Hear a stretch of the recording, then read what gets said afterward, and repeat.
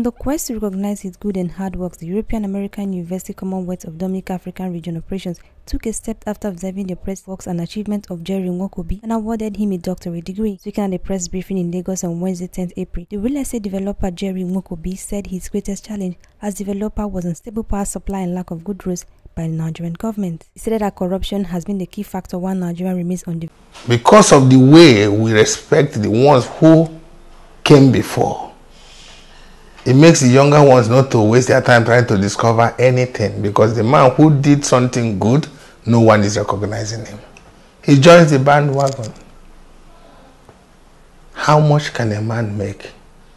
And how much can a man spend in a lifetime? It goes back to corruption. A man collect and collect and collect, so he puts it inside the soccer way, knowing fully well he may never use that money. That's wickedness. So going back to Nigerian system, if you understand the system, you work with the system. If you want to change it, they'll frustrate you. But there's some honest Nigerians who came back to this country to make a change. They had opportunity to stay overseas, but something is yearning inside of them. I want to go back to God. But when they enter, the system corrupts them again. So you can go on and talk about the problem of Nigeria, but we can change it. How do we change it? By making it your priority, that I will create a change. I'm into real estate. Collapsed building is the fault of Nigerians, where a man takes money and overlooks the quality, not knowing that when this thing happens, he will kill innocent people. He's only interested in the amount he collects. There should never be anything like collapsed building unless there's a natural disaster. But we see it every day. We see it every day. There's every situation, there's every solution, and there's every system put in place, but they will never follow it. There's tax system in this country. You pay the tax, somebody collects and put in a pocket. I'm a developer. When you're building, there's an access road. The government's supposed to provide those access roads. I've done construction where local government take the picture of what I did access road to put in their profile to show the government that that's what they did with their location. Yet, they never put a pen in it. On improvement of buildings in the country, the expert urges the government to punish the builders responsible for collapsed building in the country to serve as deterrent to others. I give an example, I won't mention name. A building collapsed somewhere. Nobody could go and serve the owner because he said he's a man of God. He will pray for them to die. Okay? And they won't go to his house and serve him that you did wrong. That's the mentality.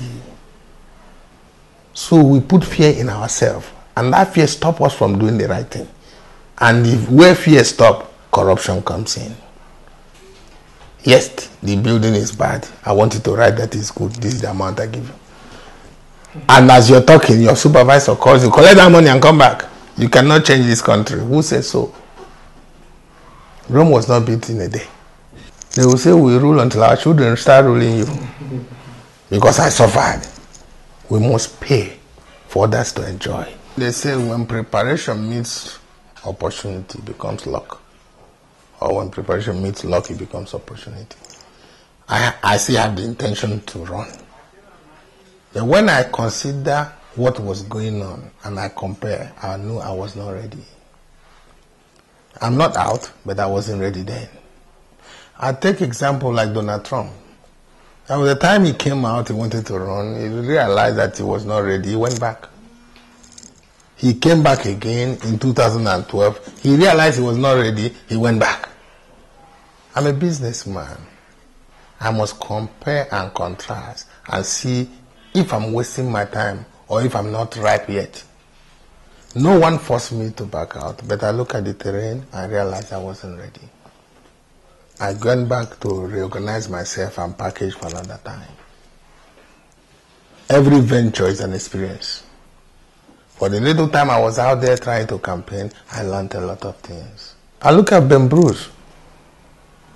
He went there, he saw what they're doing, he created common sense. The system will not allow such because you're exposing them for the evil they're doing. Nigerians are beginning to open their eye in vote buying. We expected it to stop now, but it will take time. As long as every election we get better. So to answer your question, I'm coming out again. You see, some people say God said, God said. When God says something, it doesn't happen right there. I don't want to go into religion. Moses was told to go and lead his people.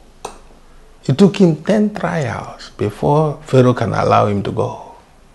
If Moses was in Nigeria, 1 trial, if he didn't get it, he won't come back. But anything that is required to change, we must need perseverance, hard work, and determination. I know I'll come back. It's a burning desire in me. A man says with so much money, you can reach very few people. With the stroke of a pen, you can reach multitudes. Nwakobi appealed to Nigerians to support and encourage the good eggs among the bad eggs with a promise his political ambition into the senatorial seat to join the good ones to fight corruption. In cash-wise, it's not true, but in reality, it is true. Why? You have to relocate those people. It's cost. Why? You have to put things in place to replace them somewhere they can be comfortable. That's part of the cost. Whereby when you're building, you don't have to face these things. If you come to collapse, a building that's going to be collapsed and they have 30 people living there, where would they go? You must first look for a place to take them. And that's part of the cost of demolition. When the person was telling you that he didn't mean it in that way, that is 10,000, it costs 20,000 to build, it costs me 100,000 to demolish. No, but you see, in accounting profession, everything that you go through to do something is part of the cost. So when you put all these things together, it's more expensive to destroy than to build. But if it is on a physical thing that this is ready to be demolished and you were not relocating, you were not paying any damages, it costs nothing. When you're building a road, you have to compensate people that the road passes through. That's part of the cost of building. So when that person is saying that it costs more to demolish than build, that is true. The only time we criticize a profession is when the quacks are more than the real.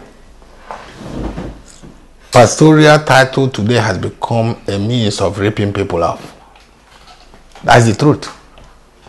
It doesn't mean that we don't have good pastors. You know, in this country, we have more churches here than there are any other place in the world. Nigerians collectively are up to 80% of Nigerians are either Muslim or Christian. If we can take it that way, the changes would have been very drastic.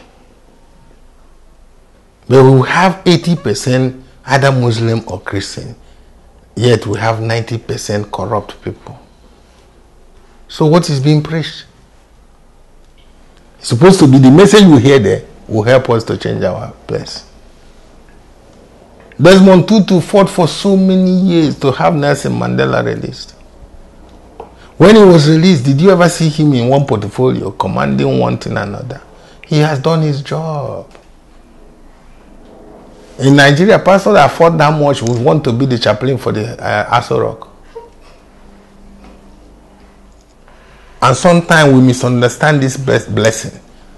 It is a blessing from God, yes. At what detriment?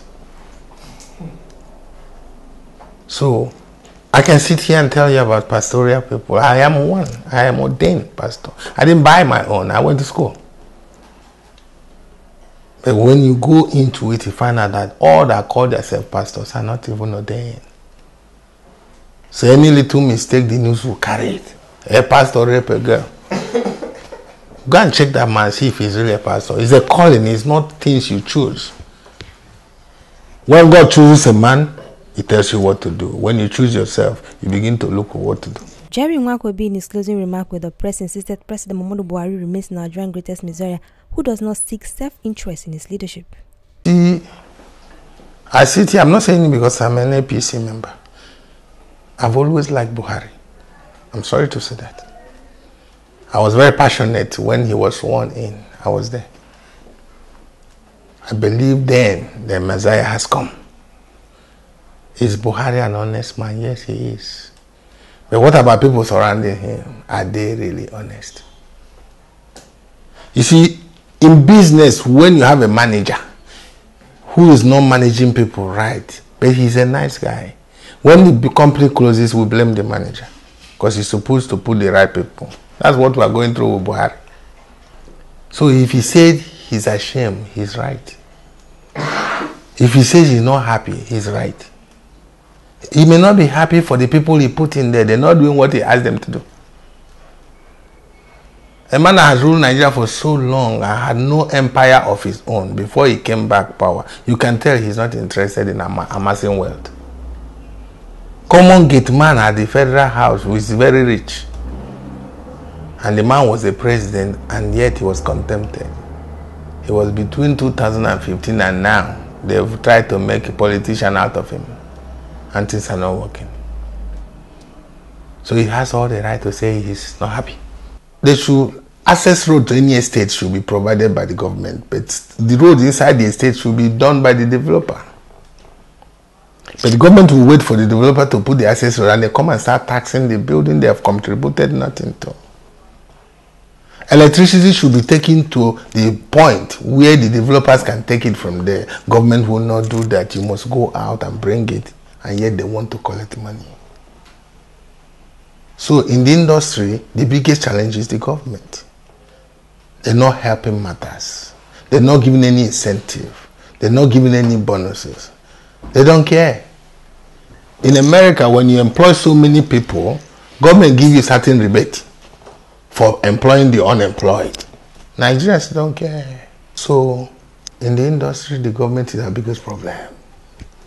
Not that they don't have budget for those things, but somebody is taking it and put it inside their pocket. For example, the pension thing that happened. People work so hard, hoping to get their money, and one man collects it, and he's still alive, going to court. What happened to those people? You can fool the world, you can fool people, but you cannot fool God. The payback time will come.